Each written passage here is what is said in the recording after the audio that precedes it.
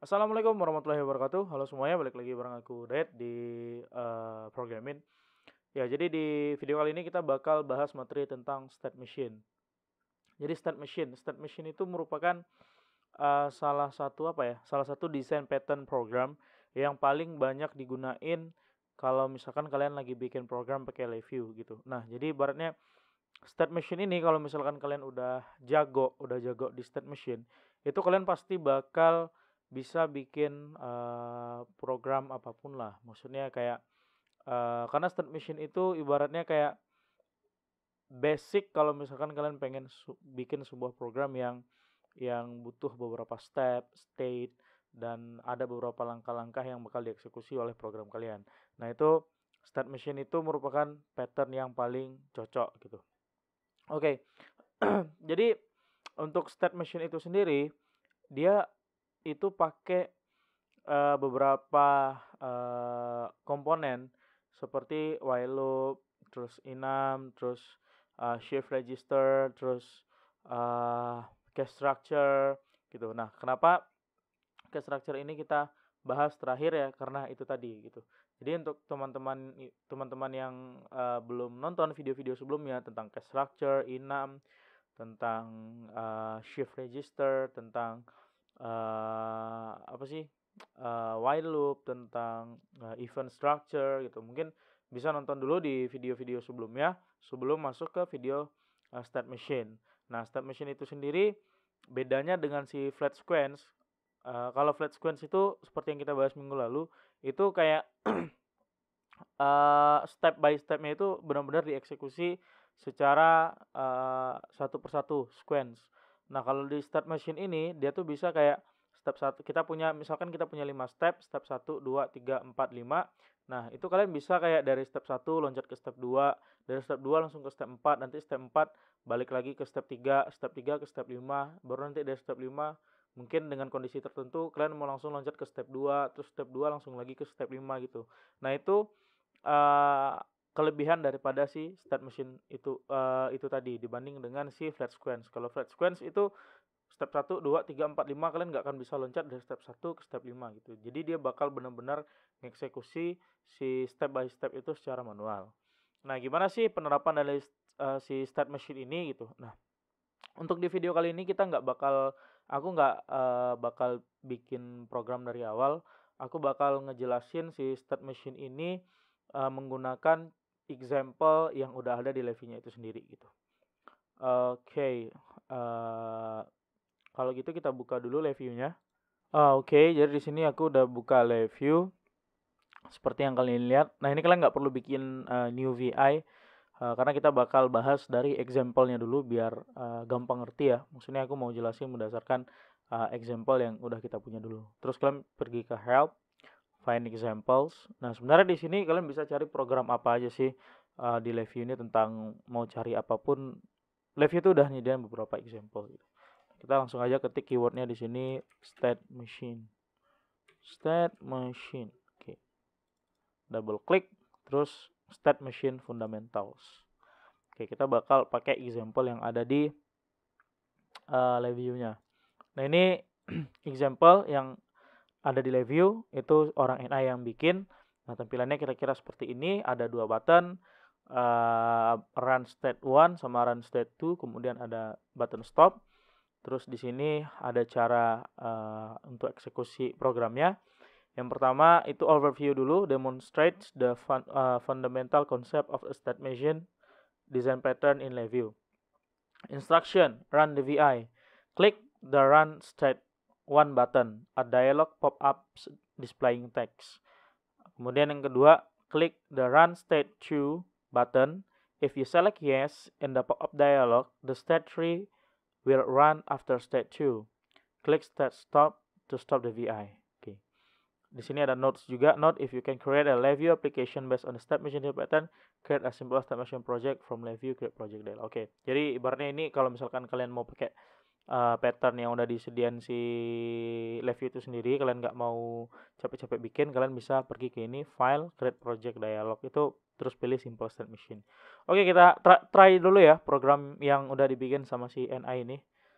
Klik run the VI, kita run the VI, klik the run state 1 button, terus ketika button diklik itu langsung muncul pop up kayak state 1 is executing. Jadi ibaratnya ini state 1 is executing nih nanti kalian bisa ganti dengan apapun lah, dengan apapun. Ini cuman menandakan kalau step 1 ini lagi dieksekusi.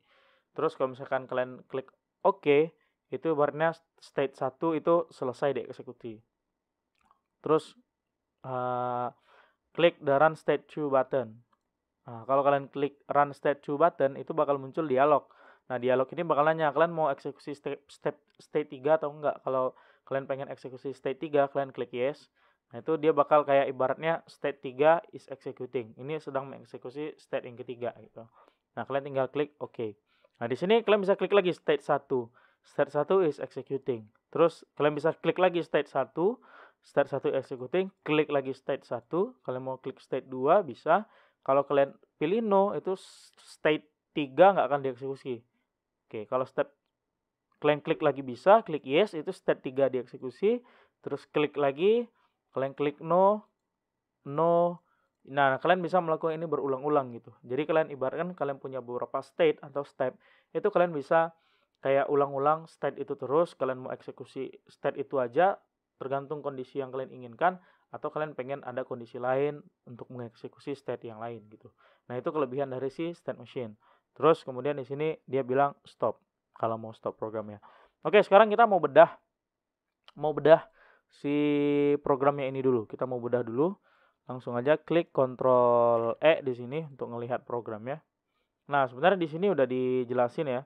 Udah dijelasin kayak apa-apa aja yang dibutuhkan untuk membuat si state machine. Nah, jadi di sini dia bilang a review state machine contains 4 basic elements fundamental to its execution. First, while loop executes multiple iteration until a stop condition is met. Jadi ibaratnya kayak yang aku bilang tadi, yang pertama itu kita butuh while loop karena kita bakal melakukan eksekusi secara berulang-ulang. Yang kedua, case structure contains unique section of code that represent each state of your state machine. Jadi ibaratnya case structure ini itu tuh nanti berisi kayak apa sih kode-kode atau program yang mau kalian bikin di tiap-tiap state ini, yang mana yang ini nanti bakal kayak nentuin state-nya dari mana bakal kemana, dari mana bakal kemana gitu. Baru yang ketiga, state enum define all possible state of the state machine. Nah, enum ini itu isinya kayak apa ya, kayak state apa aja yang kalian punya, dan ketika kalian mau eksekusi kalian tinggal select di enum itu tadi. Terus yang terakhir itu shift register contain the state specified by the previous iteration to execute on the current iteration. Jadi ibaratnya guna dari si shift register ini adalah untuk menukar state dari state 1 mau ke state mana. Nah, ketika dia mau ke state mana itu kan dia bakal ngeloop ke sini. Nah, ini bakal mutar sini kan, itu akan sesuai dengan si state machine ini tadi gitu. Si shift register ini tadi gitu. Oke, mungkin dari sini aku jelasin ya. Jadi di sini ada while loop, terus di sini ada case structure, terus di sini dia ada si enum, terus dia ada shift register. Oke, ada shift register. Nah, ketika program pertama kali dijalankan, itu state yang dieksekusi itu adalah initialize. Ibaratnya seperti yang aku sebutkan di materi sebelumnya tentang shift register, kalau kalian taruh value di sebelah kirinya si shift register, itu bakal menginitialize ibaratnya default value dari si shift register ketika itu dirunningkan. Nah, ini si enum masuk ke shift register, terus shift registernya masuk ke case structure. Nah, enum dan shift register ini yang bakal ngekontrol state apa yang akan dieksekusi oleh si case structure gitu. Nah, oke. Yang pertama, ketika program ini kalian jalankan, maka si program akan mengeksekusi state initialize. Nah, kalian bisa lihat di sini initialize, masuk ke sini initialize. Nah, ketika setelah initialize ini dieksekusi, itu next prosesnya adalah wait for event. Nah, wait for event enumnya itu dia bakal masuk ke shift register ini, dan ketika dia di loop yang kedua dia bakal dieksekusi. Jadi next step setelah initialize adalah wait for event. Wait for event. Nah, di wait for event ini dia taruh apa sih namanya nih? Aduh, aku lupa. Si event structure. Event structure ada namanya. Dia taruh event structure. Nah, di event structure ini seperti yang udah disebutkan lagi di materi sebelumnya, si program itu nggak akan dieksekusi sebelum event yang kita define itu dieksekusi. Contoh, klik button run step 1 atau klik run step 2 atau run step 3. Nah, jadi itu dia bakal kayak tetap bakal di sana sampai salah satu kalian eksekusi. Nah, ibaratnya kalau kalian klik run step 1, nah isi dari run step 1 ini, si enumnya ini itu bakal nyuruh si program untuk eksekusi step 1. Terus kalau kalian klik run step 2, dia bakal nyuruh untuk eksekusi step 2. Nah, kalau kalian suruh dia klik tombol stop, dia bakal merintahin si shift register untuk ngirim perintah stop untuk eksekusi code code stop di si cache structure gitu. Nah, ketika kalian klik state 1 kita lihat di sini. State 1 itu bakal nampilin teks yang kalian lihat tadi. Teks dialog yang state 1 is executing gitu kan. State 1 is executing. Nah, ketika kalian klik tombol OK, step selanjutnya yang akan dieksekusi oleh program ini adalah wait for event. Artinya kalian bakal nunggu apalagi yang mau dipencet gitu. Nah, ketika kalian klik state 2 ini bakal ada dua kondisi. State 2 teks yang state 2 is executing, terus ada yes or no. Kalau misalkan kalian klik yes, nah di sini ada selection. Kalau kalian klik yes, berarti yang dieksekusi itu adalah state 3. Kalau enggak, dia bakal wait for event lagi. Wait for event lagi. Nah, ketika wait for event lagi, dia bakal nunggu lagi, bakal nunggu perintah dari apa yang kalian eksekusi. Kalau kalian klik stop, maka program akan berhenti. Nah, untuk state 3, contoh kalian klik yes tadi, di state 2 kalian klik yes. Nah, dia bakal eksekusi state 3, bakal pergi ke state 3. Terus di state 3 akan muncul perintah state 3 is executing. Nah, kalau kalian klik OK, dia bakal pergi ke wait for event lagi. Pergi ke wait for event lagi.